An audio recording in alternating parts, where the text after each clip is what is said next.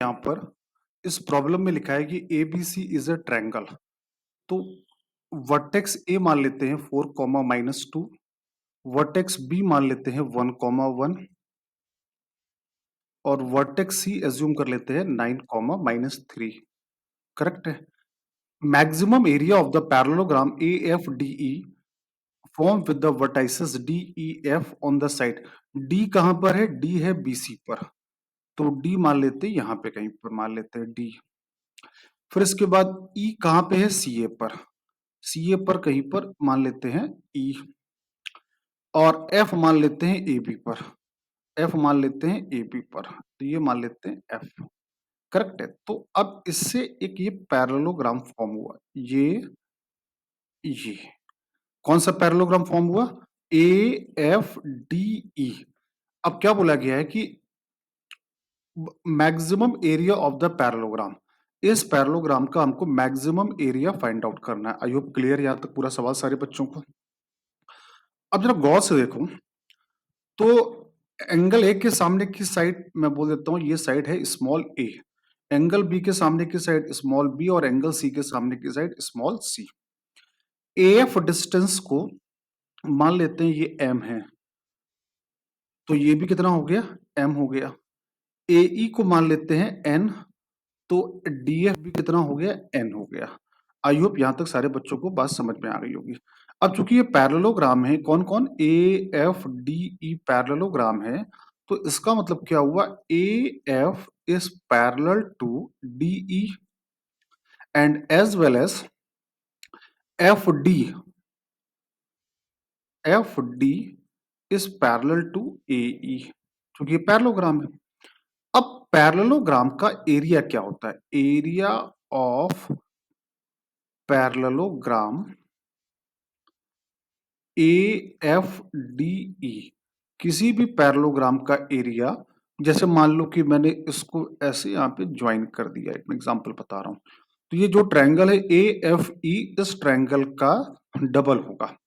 तो triangle A F E, कोई भी ट्रायंगल हो ऐसे, इस ट्रायंगल का एरिया क्या होता है? मान लो ये ट्रायंगल ए बी सी है, तो ये मान लो बी है, ये मान लो सी है, ये एंगल मान लो ए है, तो इस ट्रायंगल का एरिया होता है हाफ बी सी साइन ए, सबको आता होगा। तो सेम लॉजिक से इस ट्रायंगल ए एफ ई का एरिया क्या हो गया? Half M into N into sine A हो गया। ये तो हुआ ए एफ ई का एरिया, और उसका डबल एरिया किसका होगा? पैरेललोग्राम का, तो यहाँ पे ट्वाइस कर दिया, तो ये आ गया m into N into sine A. This is the area of this parallelogram. अब जरा यहाँ पे एक चीज जरा ध्यान देना बेटा, अगर ये m है और ए बी साइड की लेंथ c है, तो ये लेंथ कितनी आ गई? c minus M, B F length. Correct है। और ये हो गई m, ये n है, ये भी n है, ये पूरी b है, तो ऑब्वियस सी बात है ये कितना आ गया? ये आ गया b माइनस एन। अब जरा गौर से देखना, तो triangle B F D is similar to triangle B A C, B F D similar to B A C. अब दोनों ट्रायंगल अगर सिमिलर है तो इनके करस्पॉन्डिंग साइड का रेशियो भी सेम आएगा। मतलब ये बोलने का मतलब हुआ कि मैं अगर बोलूं कि बी एफ डी की साइड बी एफ, ये आया सी माइनस एम, और बड़े वाले ट्रायंगल की साइड सी। फिर मैं यहां पे बोलूं एफ डी रेशियो ए सी, तो एफ डी कितना है? एन, और ए सी कितना है? बी। करेक्ट है। वैसे ही यहां तक मेरे ख्याल से सबको यहां तक बात समझ में आ गई।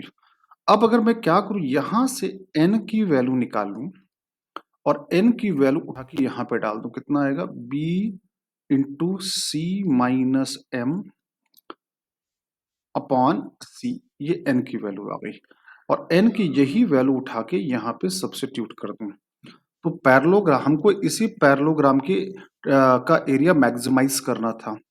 तो पैरेललोग्राम का एरिया क्या है? m into N into sine A. अब यहाँ पर n की वैल्यू यहाँ पे क्या रख सकते हैं? b into C minus M upon C. Correct है? यहां तक सबको समझ में आ रहा है? एम इंटू एन, और एन की वैल्यू यहां से उठा के यहां रख दी, into sine A. B by C बाहर रखा, M C minus M square into sine A लिखा। करेक्ट है यहां तक? अब गौर से देखो तो ये जो लिखा है it is a quadratic in M. ये जो लिखा है ना M C minus M square, quadratic in M, या और अच्छे से लिखो तो minus M square plus M C plus zero, ऐसे लिखा हुआ है। और ये मतलब ये डाउनवर्ड पैराबोला हो गया। और चूंकि ये एरिया जो है, ये देखो यहाँ वेरिएबल कौन है, बी फिक्स है, सी फिक्स है और एंगल ए भी फिक्स है। वेरिएबल कौन है? वेरिएबल केवल एम है। हम चाहे तो यहाँ पे इसको कि जहाँ पे इसको कि यहाँ डिफरेंशिएट भी कर सकते हैं, वहां से भी निकाल सकते हैं। या तो ये बोल रहे कि ये डाउनवर्ड पैराबोला है, तो डाउनवर्ड पैराबोला की मैक्सिमम वैल्यू कहाँ पे होती है?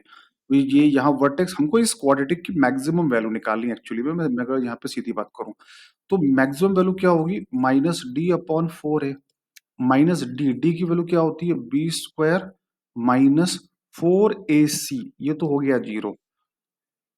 B square minus four A C upon four A, तो ये आ गया माइनस फोर। तो ये आ गया M square, sorry, B square, तो यहाँ पे सी स्क्वायर आ जाएगा। एक्चुअली में क्या आएगा? C square. तो ये कितना आ गया? B C into C square by four sine A.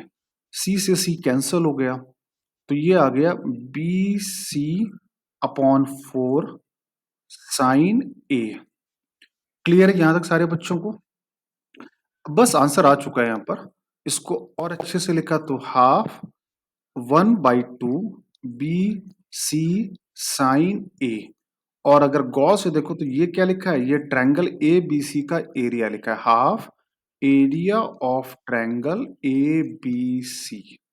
और इस area of triangle A B C, इस ट्रायंगल का आपको एरिया निकालना है। तो एरिया कैसे निकालते हैं? एरिया चाहो तो आप ऐसे निकाल लो, four minus two, one one, nine minus three, four minus two का हाफ एरिया ऐसे निकाल लो, हाफ। अभी कितना आएगा?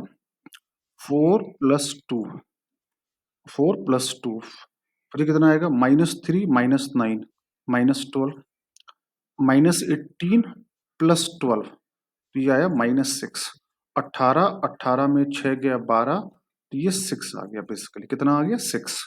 एरिया ऑफ दिस ट्रायंगल आ गया सिक्स, तो यहां पर डाल दिया सिक्स, तो एरिया आ गया। तो इस का जो भी ये आपका पैरेललोग्राम बना है, इसका मैक्सिमम एरिया आया थ्री।